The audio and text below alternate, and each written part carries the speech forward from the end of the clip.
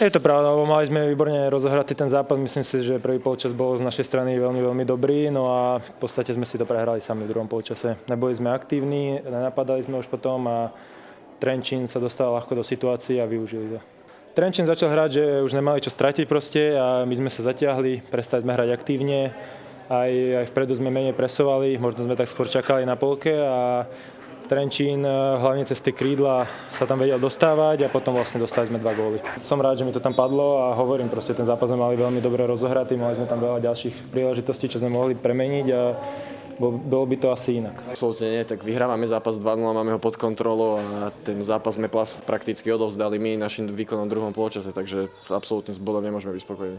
Neviem, už druhý zápas sa nám dostalo, proste sme nezachytili ten úvod, nechali sme vlastne Trenčín vstúpiť do toho zápasu a už sa nám ťažšie do toho dostával, takže potrebujeme na tom popracovať, je to podľa mňa vec nejakého sústredenia na ten druhý polčas a musíme si na to dávať pozor. Tak hej, však je určite pozitívom, že sa do tých šancí dostávame, že si ich vytvárame, ale je to negatívom, že proste tie góly dostávame. Potrebujeme sa v tom zlepšiť a určite do budúcna musíme na tom popracovať. Myslím si, že ten gól mohol prísť o mnoho skôr, keď tam dotiahneme nejaké veci, ale tak neviem, však je to také horko-trpké, pretože určite ten zápas sme mali pod kontrolou a nakoniec bod sa nám máli. Hej, tak samozrejme treba v tom hľadať pozitíva, sú tam proste dobré veci, ale samozrejme tie negatívne nemôžeme prehliadať.